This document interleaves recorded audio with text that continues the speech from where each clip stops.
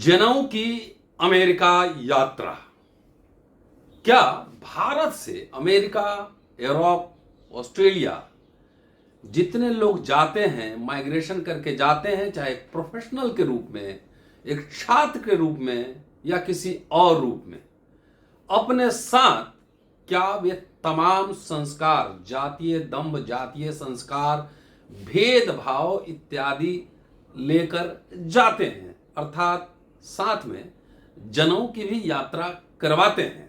दोस्तों, रतनलाल बोल रहा हूं, काम की बात में आपका स्वागत है और पेश है अंबेडकरनामा विशेष जनेऊ की अमेरिका यात्रा। लगातार आप जानते होंगे कि अंबेडकरनामा पे हमने अमेरिका, इंग्लैंड, ऑस्ट्रेलिया के तमाम दोस्तों से बातचीत की है और लगातार ये जानने का प्रयास किया है कि कैसे इन देशों में जातीय भेदभाव होता है। बीबीसी ने इस पे एक बढ़िया लेख छापा है अमेरिका के हवाले से कि अमेरिका में किस तरह से होता है भेदभाव, लोग क्या कहते हैं। इसी पे एक लेख छपा है, उसी लेख के बारे में आपसे बात करना चाहता हूं कि अमेरिका के कोलोराडो और मिशिगन प्रांत में हाल ही में 14 अप्रैल को डॉक्टर अंबेडकर समानता दिवस घोषित किया है। इससे कुछ दिन पहले ही कनाडा के ब्रिटिश कोलंबिया प्रांत ने अप्रैल को दलित हिस्ट्री मंथ, दलित इतिहास महीना घोषित किया था। जिस तरह से जातीय भेदभाव हो रहा है, अब अमेरिका और पश्चिमी देशों में सक्रिय दलित कार्यकर्ता उन्हें डॉक्टर अंबेडकर को पश्चिमी देशों और अमेरिका में भी पहचान दिलाने के लिए सक्रिय हैं। पश्चिमी देशों में भारतीय मूल के लोगों को एक अल्पसंख्यक समुदाय समझा जाता है जो आसानी से उस देश में घुल मिल जाते हैं। भारतीय मूल के लोगों को महत्वाकांक्षी और मेहनती भी माना जाता है और वहां माइनॉरिटी के नाम पे हिंदू लोग खुद बहुत सारे कंसेशन अधिकार लेते रहते हैं। चलिए, बहरहाल उस लेख में आगे चर्चा है कि अमेरिका में स्थित नागरिक अधिकार संगठन अंबेडकर इंटरनेशनल से जुड़े रामकृष्ण भूपति ने बताया है कि अंबेडकर ने एक बार कहा था कि अगर हिंदू दूसरे देशों में जाकर बसेंगे तो जातिवाद एक वैश्विक समस्या बन जाएगा। अभी अमेरिका में बिल्कुल यही हो रहा है। दलित कार्यकर्ताओं का कहना है कि उच्च जाति वर्ग के भारतीय जिस भेदभाव और जातिवाद को बढ़ावा दे रहे हैं, खासकर विश्वविद्यालयों और टेक्नोलॉजी संस्थानों में, उसे लंबे समय से नजरअंदाज किया जाता रहा है। लेकिन कुछ सालों से बहुत से लोगों ने इसके खिलाफ बोलना शुरू किया है। इधर हम भी बोल रहे हैं अंबेडकरनामा में। एनपीआर के सितंबर 2020 में प्रसारित हुए शो रफ ट्रांसलेशन में बोलते हुए तकनीकी क्षेत्र में काम करने वाले एक कर्मचारी ने छद्म नाम सैम कार्नेलस का इस्तेमाल करते हुए अपने अनुभव साझा किए थे और ये बहुत दिलचस्प अनुभव है, जरा सुनिए गौर से। उन्होंने बताया था कि उनके सहकर्मी उनकी कमर पर हाथ मारकर ये देखते थे कि उन्होंने जनेऊ पहना है या नहीं। जनेऊ क्या होता है कहने की जरूरत नहीं, ये अपर कास्ट के लोग पहनते हैं, सफेद रंग का धागा होता है। उस शो में बात करते हुए इस कर्मचारी ने कहा था कि वो आपको तैराकी के लिए आमंत्रित करेंगे। आप जानते हैं क्यों? कहेंगे चलो तैरते हैं। वो ऐसा इसलिए करते हैं क्योंकि तैरने के लिए टी शर्ट उतारनी पड़ती है। असल में वो ये देखना चाहते हैं कि आप जनेऊ आपने पहना है या नहीं। शो में शामिल दूसरे लोगों ने भी यह स्वीकार किया था कि यूनिवर्सिटी की पार्टियों में भारतीय एक दूसरे से जाति पूछते हैं और वो इससे असहज होते हैं और जवाब देने से डरते हैं। सोचिए, पिछड़ी जातियों के कार्यकर्ताओं के प्रयासों और ऑनलाइन बात करने की सुरक्षित ठिकानों की वजह से इस मुद्दे पर हाल के सालों में चर्चा हुई है और मेन के कोलबी कॉलेज में जातिगत सुरक्षा के लिए संघर्ष करने वाली असिस्टेंट प्रोफेसर सोंजा थॉमस कहती हैं कि जॉर्ज फ्लॉयड और ब्रेओना टेलर की मौत के बाद शुरू हुए ब्लैक लाइव्स मैटर अभियान का इस मुद्दे पर प्रभाव हुआ। साउथ एशियन मूल के अमेरिकी अब विचार कर रहे हैं कि उनके अपने समुदायों में जातिवाद किस तरह ब्लैक्स के खिलाफ भावना की ही तरह है। थॉमस कहती हैं कि पिछले एक दशक में यह बदलाव हुआ है कि उच्च वर्ग के बहुत से लोग अब स्वयं को मिले ऐतिहासिक विशेषाधिकारों से अब जूझ रहे हैं, चुनौती मिल रही है। पुलित्जर सेंटर के फंड से बनी कास्ट इन अमेरिका सीरीज में बात करते हुए डॉक्यूमेंट्री फिल्म निर्माता कविता पिल्ले ने कहा था, हम ये बात तो बहुत अच्छे से जानते हैं कि हमारे माता पिता एक सूटकेस और चंद डॉलर लेकर अमेरिका पहुंचे, लेकिन हमें इस बात की बहुत समझ नहीं है कि कैसे भारत में मिली जातिगत वरीयता की वजह से हमारे परिजन का यहाँ आने का रास्ता साफ हुआ और हमारे पेरेंट्स, हमने और हमारे बच्चों ने यहाँ अच्छा किया। कार्यकर्ता कहते हैं कि अमेरिका में दलित अधिकारों के मामले में ऐतिहासिक पल तब आया जब कैलिफोर्निया में आईटी कंपनी सिस्को के उच्च जाति वर्ग के 2 कर्मचारियों के खिलाफ भारतीय मूल के एक दलित के साथ भेदभाव करने के लिए 2020 में मामला दर्ज हुआ था।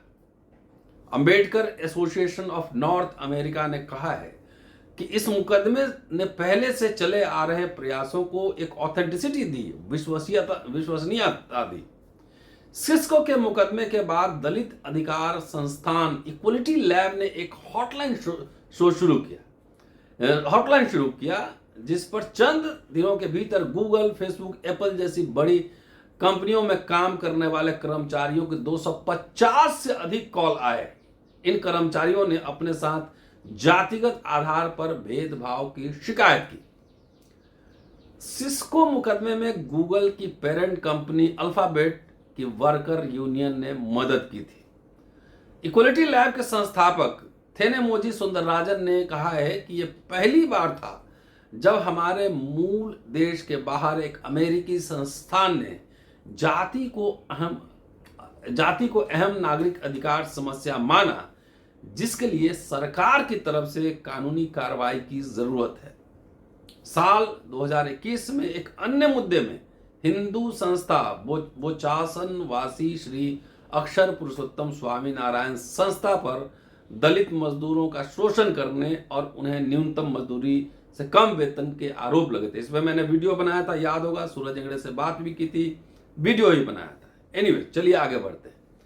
इसी साल University of California, Davis Colby College, Harvard University और द कैलिफोर्निया डेमोक्रेटिक पार्टी ने अपने नीतियों में जातिगत भेदभाव के खिलाफ सुरक्षा को शामिल किया है।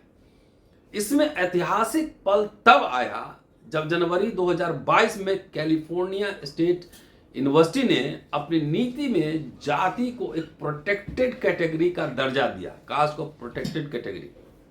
सुंदर राजन कहती हैं कि कैलिफोर्निया प्रोविंस में छात्रों के अभियान को यहाँ की प्रमुख लेबर यूनियनों का समर्थन मिला था, जो अहम साबित हुआ और इस बात को समझा गया कि जातिगत बराबरी भी कर्मचारियों का अधिकार है।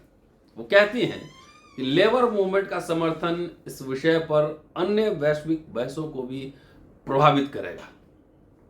अब समझिए, अमेरिका के लोगों को जाति के बारे में समझाना एक मुश्किल काम है। भूपति कहते हैं कि नस्लवाद अधिकतर त्वचा के रंग पर आधारित होता है, लेकिन जातिवाद की जटिल प्रकृति को अमेरिकन लोगों को समझाना मुश्किल होता है। वो कहते हैं कि जाति जन्म से तय होती है और ये बताती है कि वर्णवादी हिंदू व्यवस्था में आप कहां खड़े हैं। कैलिफोर्निया प्रांत की जाति नीति के प्रमुख आयोजकों में से एक और नेपाली मूल के शिक्षाविद प्रेम पेरियार अक्सर जाति को समझाने के लिए इसाबेल विल्कर्सन की किताब का इस वाक्य का इस्तेमाल करते हैं, जाति हड्डी है और नस्ल त्वचा।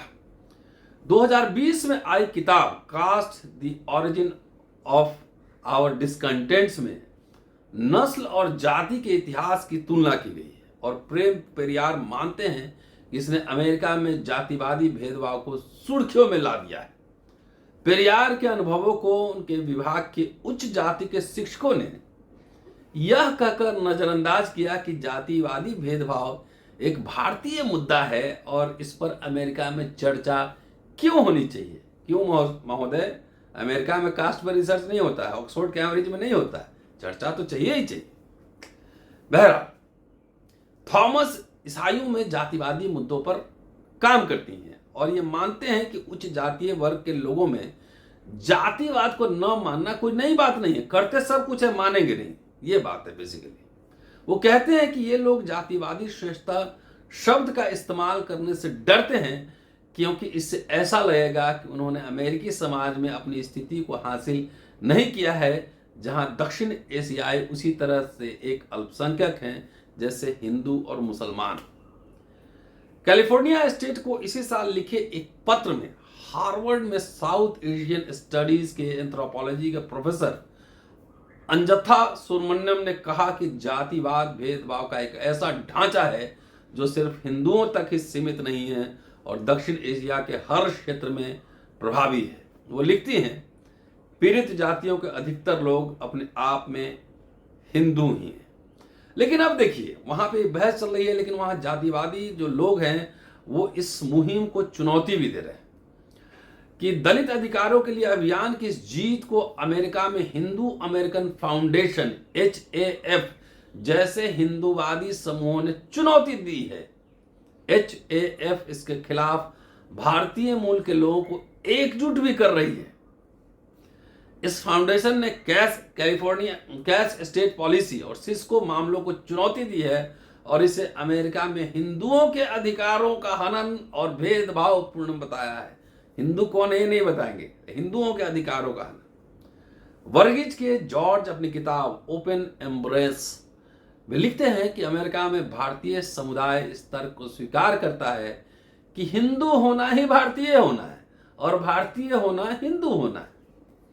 इस विचार को भारत के सत्ताधारी दल के एजेंडे में से भी समर्थन मिलता है जो हिंदूवादी पहचान को बढ़ावा दे रहा है और इसमें जाति शामिल नहीं है। HAF उन कई अमेरिकी भारतीय संगठनों में शामिल है जिन्होंने भारतीय चुनावों में नरेंद्र मोदी का समर्थन किया है। नरेंद्र मोदी विदेशों में रह रहे भारतीयों को रणनीतिक एसेट बताते रहे हैं। भारत में बीजेपी के सत्ता में आने के बाद अमेरिका में ऐसे हिंदूवादी संगठन लॉबी करने के लिए अपने आप को और सशक्त पाते हैं। भूपति कहते हैं कि ये संगठन में अमेरिका में जाति को लेकर यथास्थिति बरकरार रखने के लिए लॉबी करने और कानूनी लड़ाई लड़ने के लिए तैयार है, लेकिन वैश्विक स्तर पर नागरिक और मानवाधिकारों के मामले में जाति एक नया फ्रंट बन गई है। सुंदर राजन कहती हैं, हम चाहते हैं कि जिनका जाति का आधार पर शोषण हुआ है वो संस्थानों को बताएं कि उनके अधिकारियों की रक्षा के लिए क्या बदलाव किए जाएं ताकि इन संस्थानों तक सबकी बराबर पहुंच हो।